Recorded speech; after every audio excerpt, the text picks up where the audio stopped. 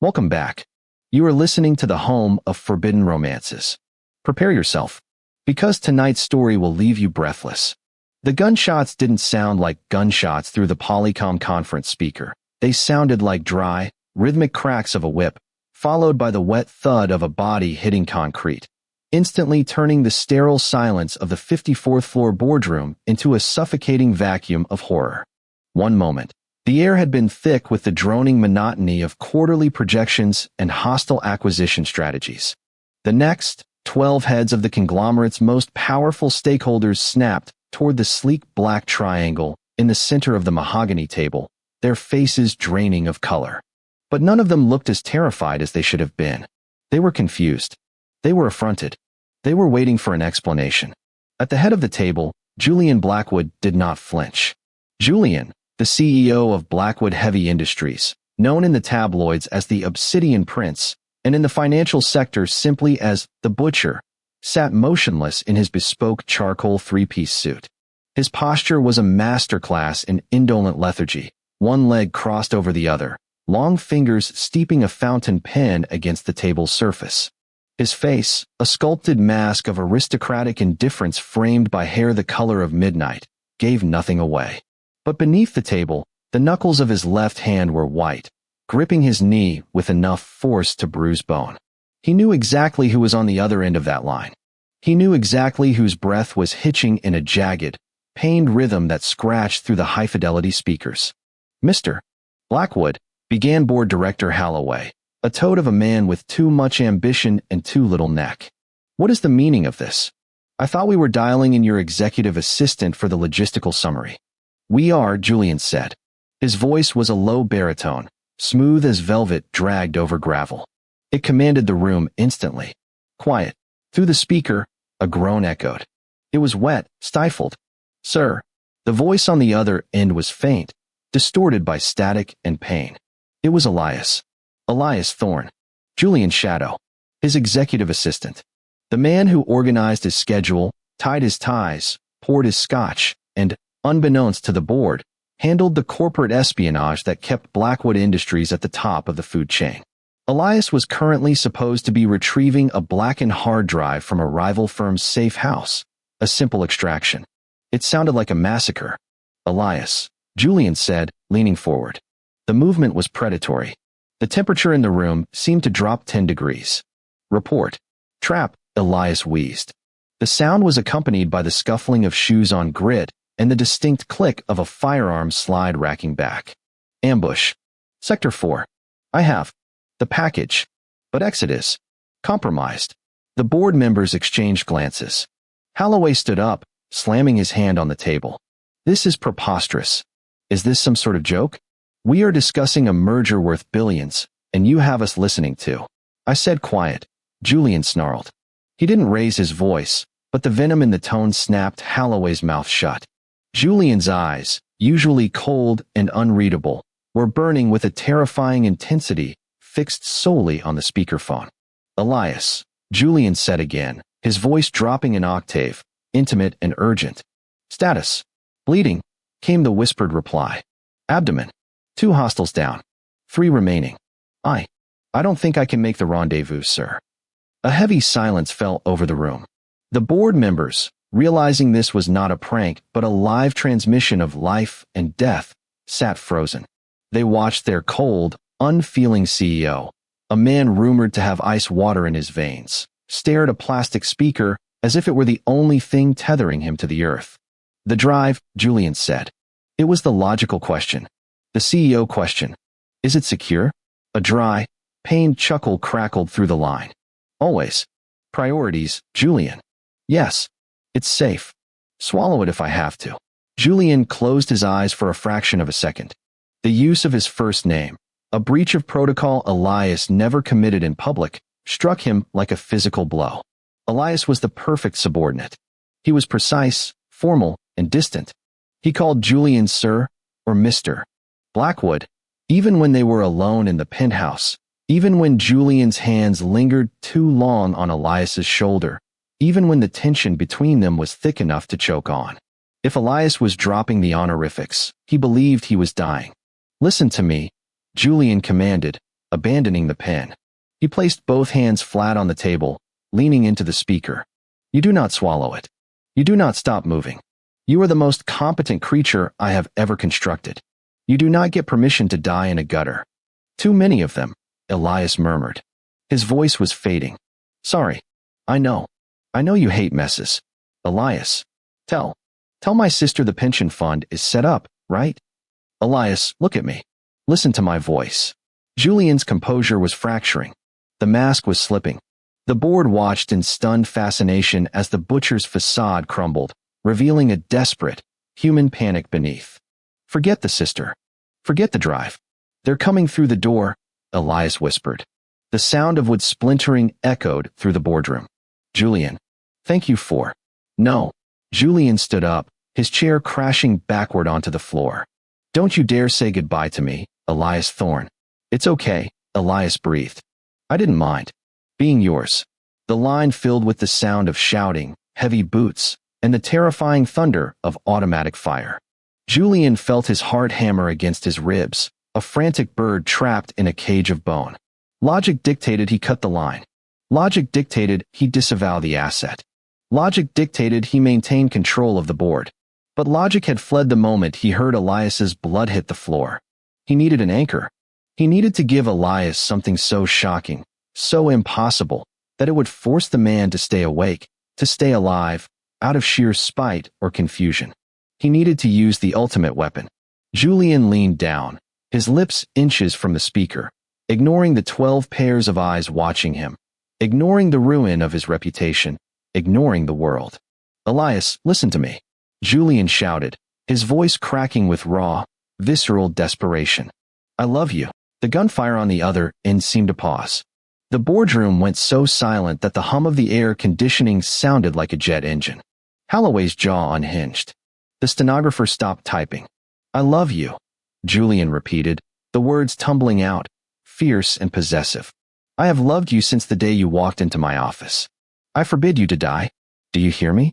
That is an order. You come back to me, or I will burn this entire city to ash to find you. Silence on the line.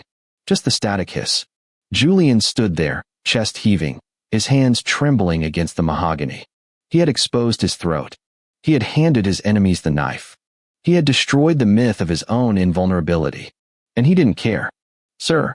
The voice was weak, incredulous. Elias. Julian choked out. Did you just say?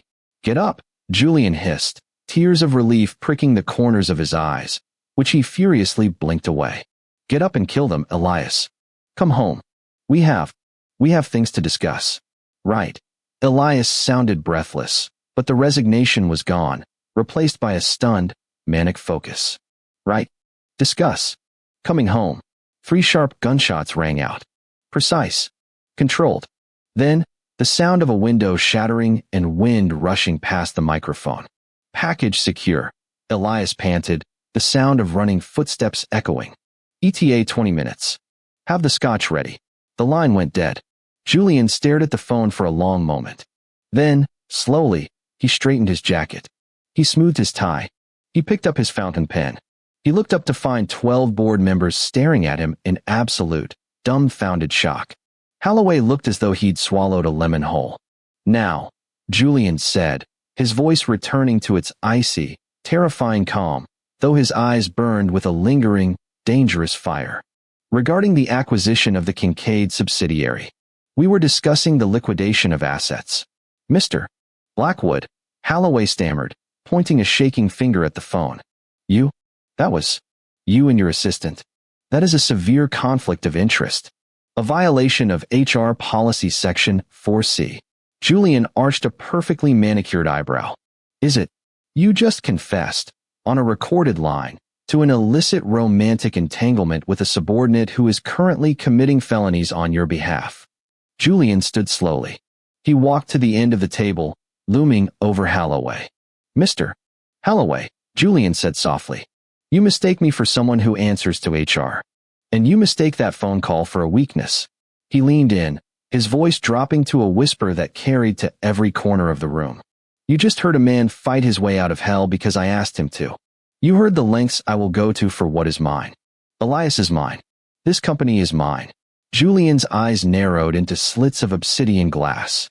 If I can bring a man back from the brink of death with 3 words, imagine what I can do to you if you continue to test my patience. Holloway paled, sinking back into his chair. Meeting adjourned, Julian declared. Get out. The rain lashed against the floor-to-ceiling windows of the penthouse, turning the city lights of Seoul below into smeared streaks of neon gold and crimson. The apartment was a cavern of glass and steel, usually cold, usually empty save for the echoing silence of Julian's solitary life. Tonight, it smelled of antiseptic, iron, and expensive scotch. Elias sat on the edge of the velvet sofa, his white dress shirt ruined, stained with grim maps of red and grime. His jacket was gone, his shoulder holster discarded on the coffee table next to a first aid kit. Julian was on his knees between Elias's legs. The position would have been submissive for anyone else. For Julian, it was an act of worshipful dominance. He held a pair of surgical forceps, his hands steady as a surgeon's, despite the tremor in his soul. This will sting, Julian murmured, dabbing an alcohol-soaked gauze against the graze on Elias's ribs. It wasn't a deep wound.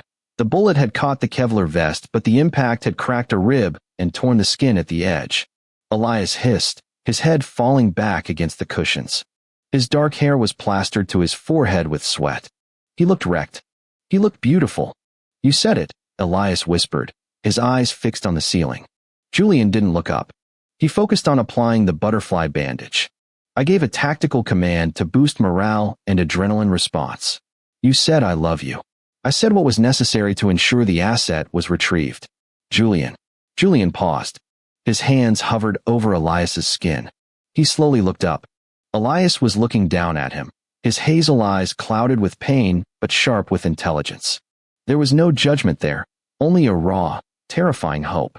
You did it on speaker, Elias said, a ghost of a smirk touching his pale lips. Holloway must have had a stroke. Holloway is immaterial, Julian muttered, returning to his work, taping the gauze down. He knows his place. And what is my place? Elias asked softly.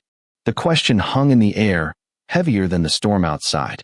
Julian finished the bandage. He set the tools down and rested his hands on Elias's thighs.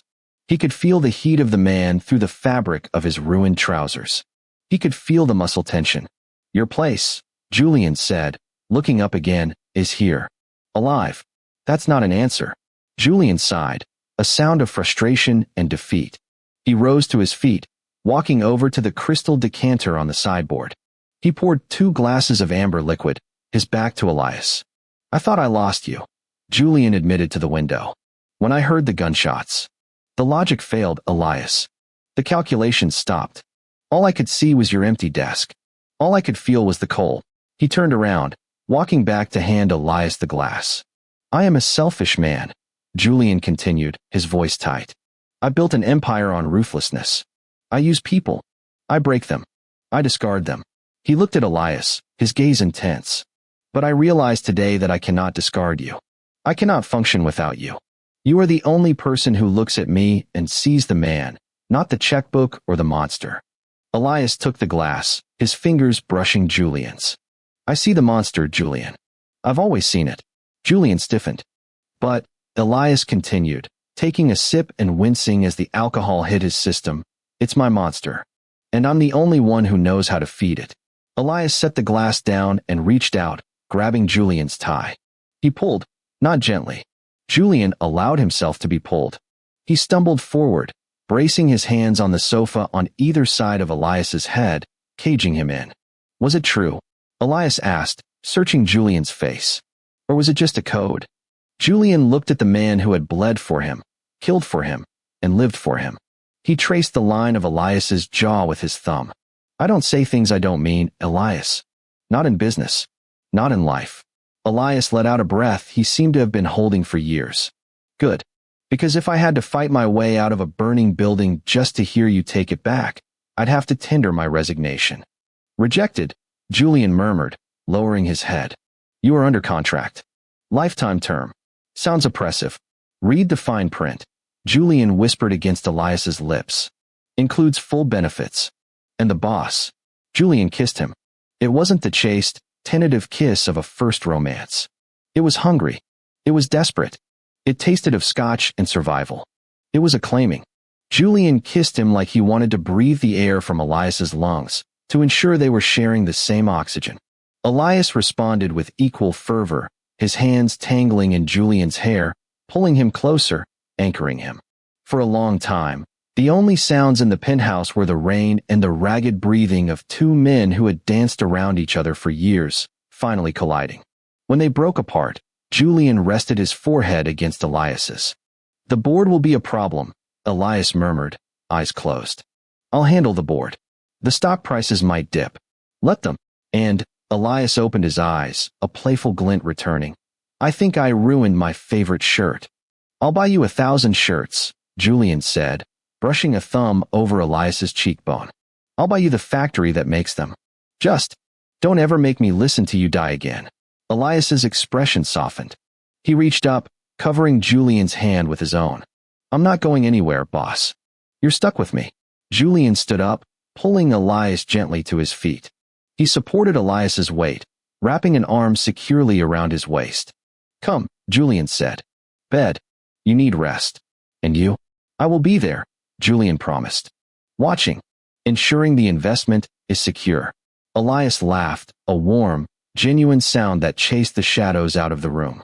"You're a romantic, Julian Blackwood." "Don't spread rumors," Julian deadpanned, walking him toward the bedroom. "It's bad for my reputation." But as he helped Elias into the bedroom, leaving the darkness of the city behind them, Julian knew the rumor was true. The ice prince had melted, and all it took was a little bit of gunfire and the terrifying realization that power meant nothing if you had no one to share it with. And that is how the butcher of the boardroom finally learned that the most dangerous negotiation of all is the one you make with your own heart. If you enjoyed seeing Julian lose his composure for the sake of his assistant, destroy that like button. And tell me in the comments, if your boss confessed their love to save your life, would you consider it romantic or manipulative? I'll be reading your answers. Subscribe for the next chapter. Until then,